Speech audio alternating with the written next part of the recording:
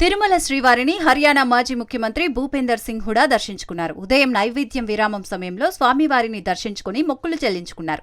దర్శనానంతరం రంగనాయకుల మండపంలో పండితులు వేదాశీర్వచనం అందించగా ఆలయ అధికారులు శ్రీవారి తీర్థప్రసాదాలు అందజేసి పట్టువస్త్రంతో సత్కరించారు.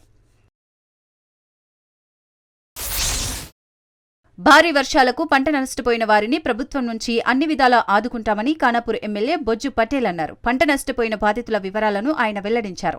బీఆర్ఎస్ కుటుంబ గొడవతో కాంగ్రెస్ పార్టీకి ఎలాంటి సంబంధం లేదన్నారు. బీజేపీకి చిత్తశుద్ది ఉంటే కేసీఆర్ను జైలుకు పంపించాలన్నారు. లంబాడాలను ఎస్టీ జాబితా నుంచి తొలగించే కేసు కోర్టు పరిధిలో ఉందని, దానిపై దుష్ప్రచారాలను నమ్మొద్దన్నారు.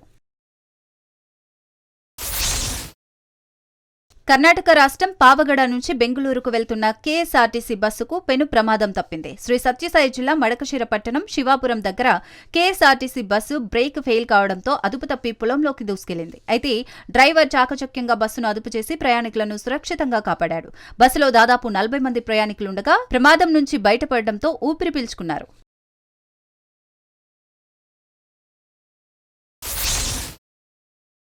యూరియా కొరతతో రైతులు ఇబ్బందులు పడుతున్నారు. యాచారం ప్రాథమిక వ్యవసాయ సహకార సంఘం దగ్గర యూరియా కోసం రైతులు పెద్ద ఎత్తున బారులు తీరారు.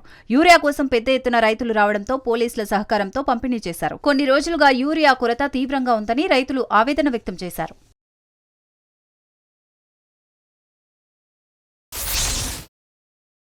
రేషన్ డీలర్లకు ఇచ్చిన హామీలను నెరవేర్చాలని తెలంగాణ రాష్ట్ర రేషన్ డీలర్ల సంక్షేమ సంఘం డిమాండ్ చేసింది. సమస్యల పరిష్కారం కోసం ఈ నెల 5న రేషన్ షాపులను బంద్ చేసి నిరసన వ్యక్తం చేయనున్నట్లు తెలిపింది. డీలర్లకు 5,000 గౌరవ వేతనం చెల్లిస్తామన్న సీఎం హామీని నెరవేర్చాలని సంఘం అధ్యక్ష ప్రధాన కార్యదర్శులు రాజేష్ బాబు, హనుమన్లు డిమాండ్ చేశారు. తమకు రావాల్సిన కమిషన్లను సైతం చెల్లించకుండా తీవ్ర ఇబ్బందులకు గురి చేస్తున్నారని ఆవేదన వ్యక్తం చేశారు.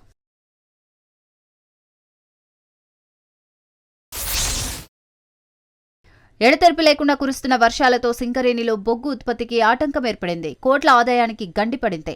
ఉపరితల గనుల్లోకి భారీగా వర్షపు నీరు చేరడంతో జేవీఆర్, కృష్ణారం 2 ఓసీలలో కలిపి 18,000 టన్నుల బొగ్గు ఉత్పత్తి నిలిచిపోయింది. 1,70,000 క్యూబిక్ మీటర్ల మట్టి తొలగింపు పనులకు పూర్తిగా ఆటంకం ఏర్పడింది. 240 హెచ్పీ మోటార్ల సహాయంతో ఓసీల్లో నీటిని సిబ్బంది బయటకు పంపారు.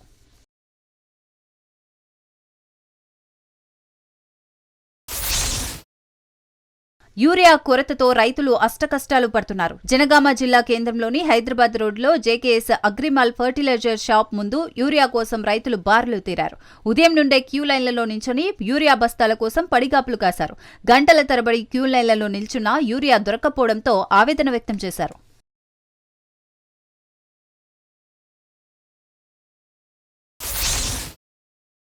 కొందరు అధికారులు రైతులతో దురుసుగా ప్రవర్తిస్తున్నారు. ఖమ్మం జిల్లా నేలకొండపల్లి మండలం చెరువు మాదారం గ్రామంలో రైతులపై విరుచుకుపడ్డాడు మండల అధికారి. రైతులు తాగువచ్చి గొడవ చేస్తున్నారంటూ సొసైటీ కార్యాలయం నుండి బయటకు నెట్టేశాడు. వ్యవసాయం ఎవరు చేయమన్నారంటూ దురుసుగా ప్రవర్తించిన అధికారి తీరుపై రైతుల ఆగ్రహం వ్యక్తం చేస్తున్నారు.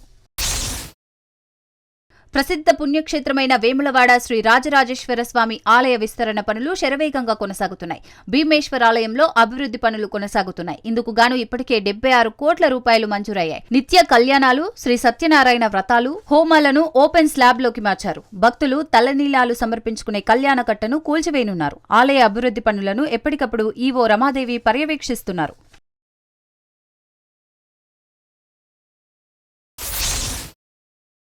మల్దకల్ మండలం తాటిగుంట గ్రామంలో రిజర్వాయర్లో చేపల వేటకు వెళ్లి దంపతులు గల్లంతయ్యారు. గ్రామానికి చెందిన రాముడు, సంధ్య దంపతులు చిన్న పుట్టి సాయంతో చేపలు పట్టేందుకు రిజర్వాయర్లోకి వెళ్లారు. చేపల కోసం వల విసురుతున్న సమయంలో పుట్టి బోల్తా పడింది. సమాచారం అందుకున్న ఎన్డీఆర్ఎఫ్, పోలీసులు, అధికారులు, గ్రామస్తులు ప్రత్యేక బృందాలతో పెద్ద ఎత్తున గాలింపు చర్యలు చేపట్టారు.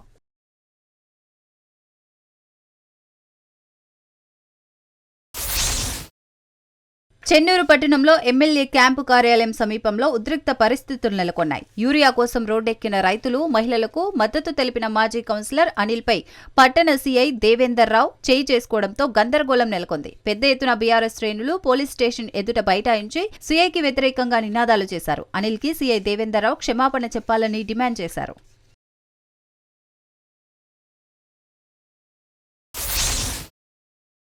నిజామాబాద్ జిల్లా ఆర్మూర్ పట్టణంలో కొండ చిలువను చూసి ప్రజలు భయాందోళనకు గురయ్యారు. మామిడిపల్లి చౌరస్తా సమీపంలోని హెచ్పీ పెట్రోల్ పంపు ఎదురుగా ఉన్న హార్డ్వేర్ దుకాణంలో కొండ చిలువ కలకలం రేపింది. స్టీల్ రైలింగ్ మీద కొండ చిలువను చూసి స్థానికులు భయాందోళనకు గురయ్యారు. సుమారు 15 అడుగుల పొడవు ఉన్న కొండ చిలువను సంచిలో బంధించి ఆర్మూర్ శివారులోని అటవీ ప్రాంతంలో వదిలిపెట్టారు.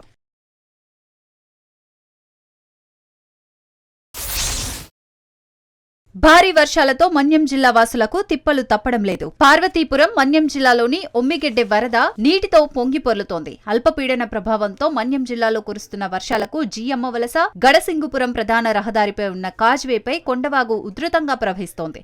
దాంతో 15 గ్రామాల ప్రజలు రాకపోకలకు తీవ్ర ఇబ్బందులు పడుతున్నారు. ప్రతి ఏటా వర్షాకాలం వచ్చిందంటే ఇబ్బందులు తప్పడం లేదని, ఇప్పటికైనా ప్రభుత్వం స్పందించి వంతెన నిర్మాణం చేపట్టాలని స్థానికులు కోరుతున్నారు.